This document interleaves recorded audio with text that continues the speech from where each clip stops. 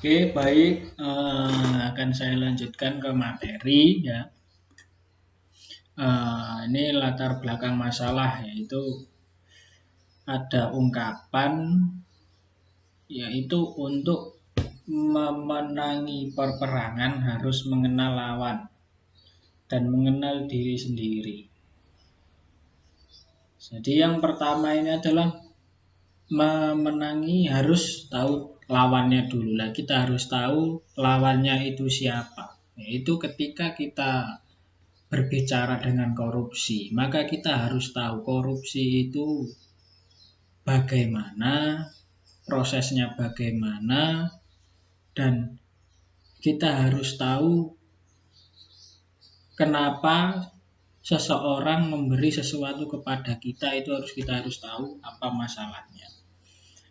Yang kedua, mengenali diri sendiri, yaitu kita harus niat memang benar-benar niat untuk perang melawan korupsi. Yang selanjutnya adalah pengertian korupsi menurut undang-undang ya. Undang-Undang nomor 31 tahun 99 di Junko 2001 tentang pemberantasan tindak pidana korupsi.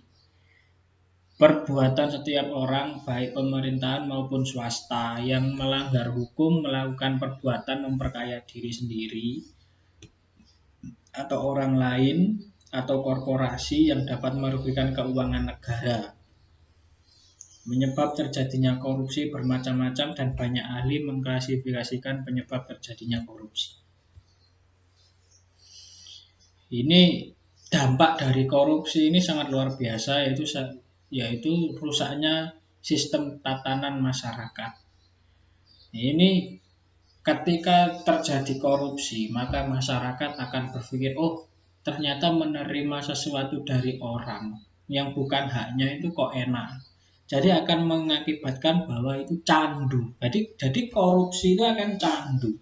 Siapapun orangnya kalau dia sudah pernah melakukan korupsi, ya bisa jadi nanti kalau dia menyerupai hal yang serupa, maka dia akan mengulangi lagi. Nah, ini yang kedua, biaya tinggi dan sulit melakukan efisiensi. Nah, ini terkadang gini, ketika seseorang belanja untuk kebutuhan publik, kenapa nanti biayanya jadi tinggi? Karena biaya satuan itu tidak sesuai dengan harga yang dibeli. Jadi, makanya kenapa sulit melakukan efisiensi.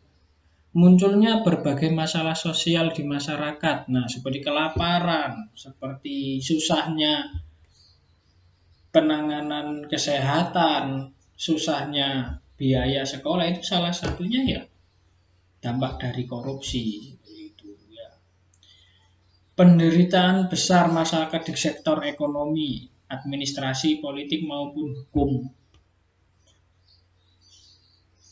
menimbulkan ketidakpercayaan, apatis terhadap pemerintah dan yang bertambah kontraproduktif terhadap pembangunan. Ya.